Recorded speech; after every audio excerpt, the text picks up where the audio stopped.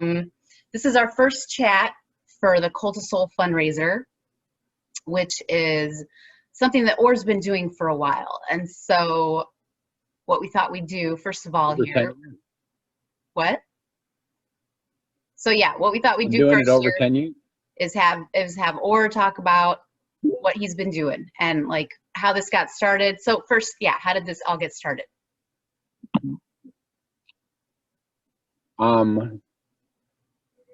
My Coal2Sol training program started because I needed workers.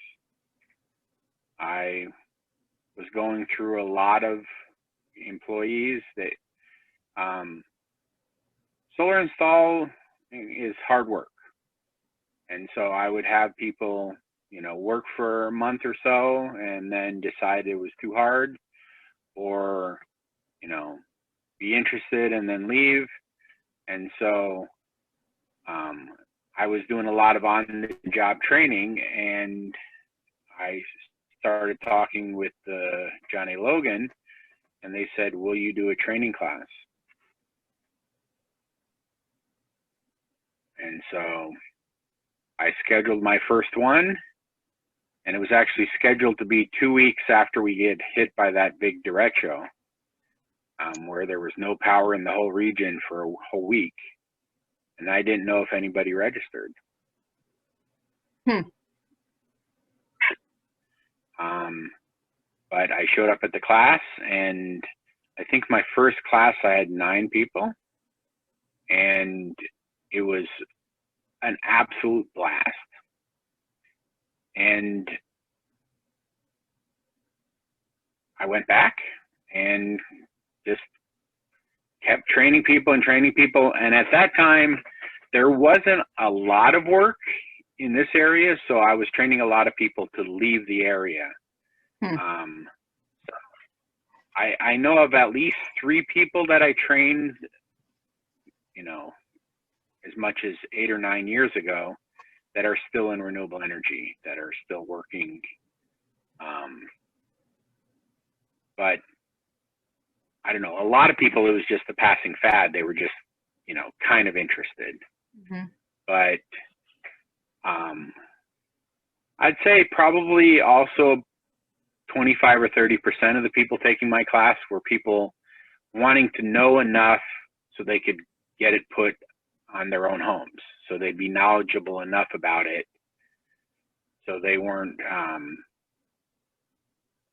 well, you know, it's a decent investment, and you want to be knowledgeable about what you're getting into.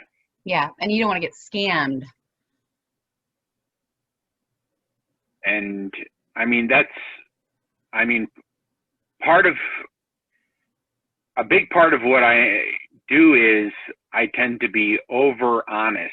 And so I will tell, you know, people, I mean, I've had people in my classes or approach me and say, I want to buy this from you. And I said, it's not the best. I mean, you shouldn't buy that, or I am not the best to buy it from. Actually, one of my best clients up in Quad Cities, at that time he was working for a renewable energy program for the utility, and he contacted me, and I said,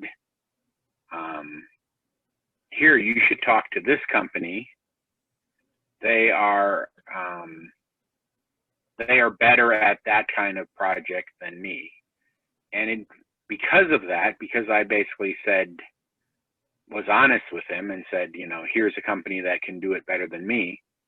From then on, for 15 years, he would call me first to see if I could help before going to someone else. And so I think that's probably why a lot of people like my classes, because I would tell them, you know, real world experiences. I actually was on a meeting this morning that someone brought up a technology that I said, that's an absolute phenomenal technology, but it's very site specific, and therefore tends to be more expensive because have to do, you know, a lot of data analysis to know if it'll work at that location. So, so at the time you needed workers, and so did you get the workers you needed, and are you still? yeah, I mean, for me, it was kind of exciting because in my class I could, you know, I could vet somebody and say, you know, see how well I thought they would work with me. And so some of the classes, you know, I would get somebody, and I mean, recently there's been a lot of job retraining programs. And so, I don't know, I absolutely have a passion for teaching, because even though solar is finally starting to happen in our region, it's still a very small and upcoming industry in our area. And too slow. Correct. I mean, we just need it so quickly at this point. So what sort of variety and diversity of people have you gotten to train? Do you get a lot of different people taking your class? Oh, I mean, everybody. I mean, the one guy who pops in my mind the most, he was 93 years old, and he would basically every semester take a new class on something he didn't know about, so that he could, you know, keep his mind sharp. And he was sharp. I've had 14, 15-year-old kids take the class. I've had college students who are taking, you know, a degree at SIU or John A. Logan, and they wanted, you know, to dip their toes into the real world knowledge about this, you know, stuff they were learning in their college life. So you don't have to have any special physical capabilities, or, I mean, to be an actual solar installer, yes. I mean, you know, it's very physically demanding. But here's the thing: most people don't seem to realize that only slightly more than 40% of the people in the industry are the boots on the roof. The other, you know, about 60% are project managers, designers, you know, what do you call it? You know, ordering stuff, running the business. I mean, in our company, we have 6 electricians and, you know, 5 office staff. So, and just like any company, you know, you have to have someone to run things and someone to keep things ordered and making sure that projects are designed and ready and keeping that flow of stuff going. And because renewable energy is a new industry, we also need people that are advocates, who are mentors, who are ambassadors, who are going out there and promoting it, you know, lobbyists, and we need people who finance it. And there's just pretty much anybody can figure out how to, like, get a little piece of the renewable energy pie, and they're doing it because it's the only industry that's growing by double digits. The majority of industries are stagnant or are declining, and renewable energy is growing because there's a huge pent-up demand for it. And it's really hard to keep up with everything. We try really hard in our company to not go really fast, so we do really quality work. But it could be real easy to, go twice as fast, do twice as much work, and then go back and repair stuff. But I mean, you're talking equipment that has a 25-year warranty, so you want it to be solid.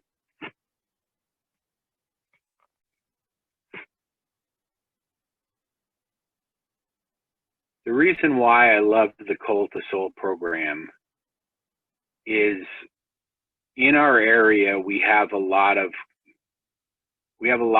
historically had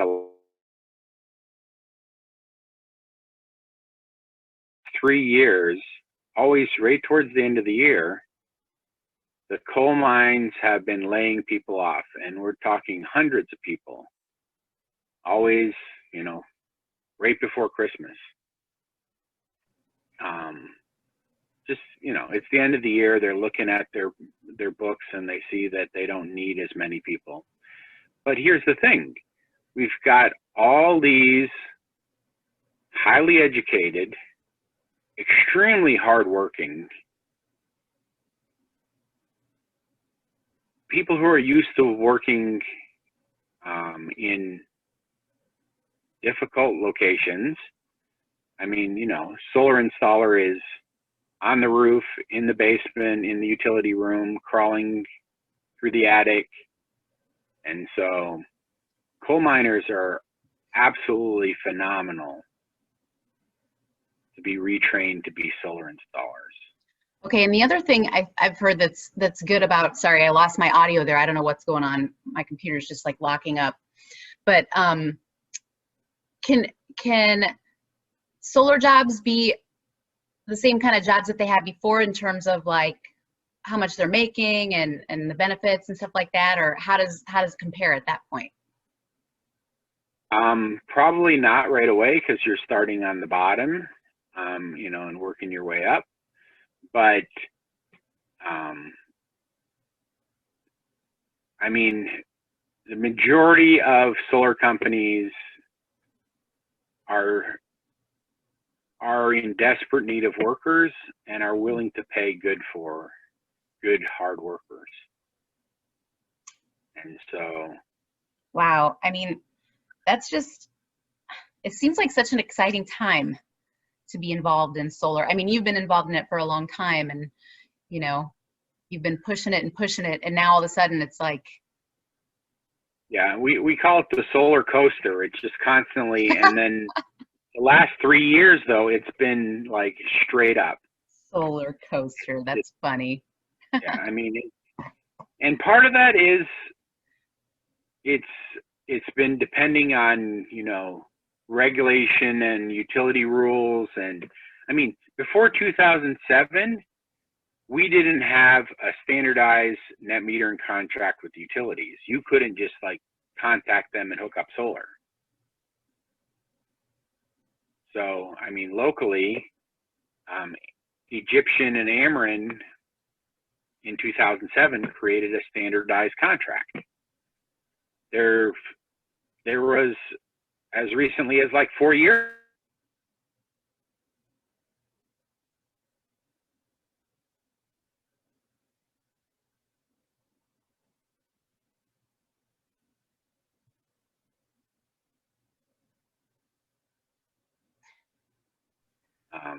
installing renewable energy. We don't know who is going to look at it and what's the timeline.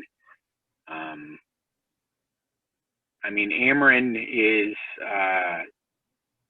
dictated by the state, like how long they have to respond to each step in the process of applying for turning a solar system on.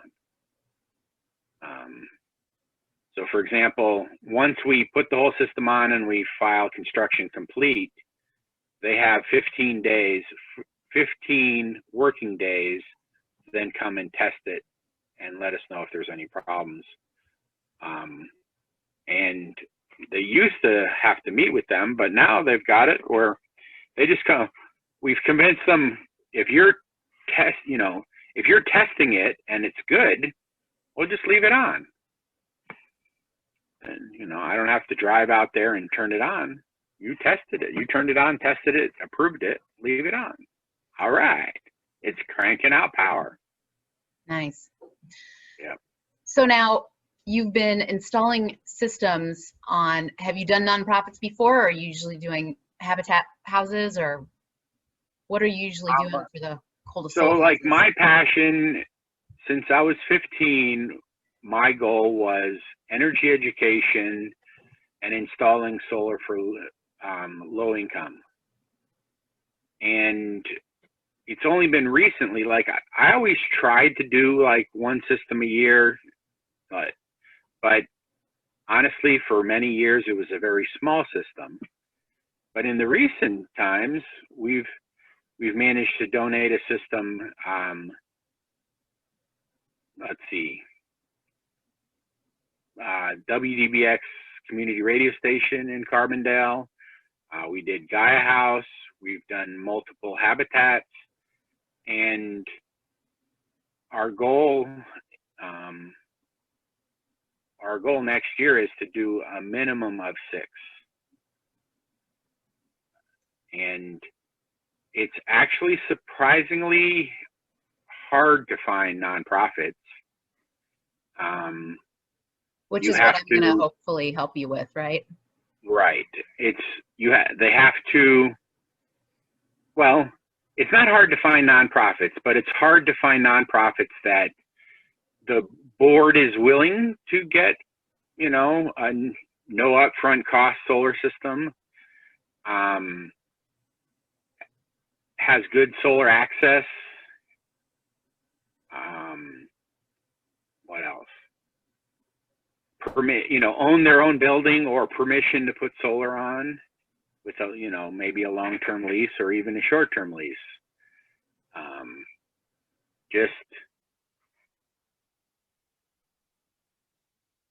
So how did that, you said that's your passion, like how did that become your passion? I grew up poor. I mean, I grew up poor without electricity in rural Tennessee. Most of the people in my area there did not have electricity because most people couldn't afford it. There was a few people who had solar, and so I started learning about it, and I worked my butt off one whole summer doing every menial job possible and bought my first solar panel, and I have been hooked ever since. Cool. Just like the magic of putting a device out under light and it makes electricity is just phenomenally magic. I love it. It is. And unfortunately, the majority of the incentives for solar are geared towards people who have money. The majority of them are tax credits, so that you get this tax credit so it offsets your taxes, or it's a rebate. In both cases, you have to pay for the system up front, and then you get the incentives afterwards. And so with the nonprofit program, we find people who have a tax liability.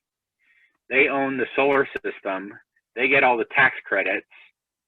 We put the solar system on a non-for-profit, they get the energy, they get the reduced electric bill, and it helps everybody. Yeah, it's great. Now, in the case of our company is doing pretty good, and so we're going to be the entity that owns the solar systems and get the tax credit. Mm-hmm. And then the nonprofit, gets to have solar and gets to have a reduced utility bill. Okay, that sounds awesome. And so we're going to meet again on Friday and talk again. And so next time, maybe we can talk more about, nonprofits and how we want to get them involved, and how people can get their favorite nonprofits a new solar system. Does that sound like a plan? Phenomenal. Okay. Bring space age technology to Earth. Yes, let's do it. I'm down with that. I just made that up. That was pretty cool. All right. So, all right. Well, thanks if anybody watched, and if anybody watches in the future, and hopefully we'll see you on Friday. Right? Will do. All right. Stay energized. Yep. You too.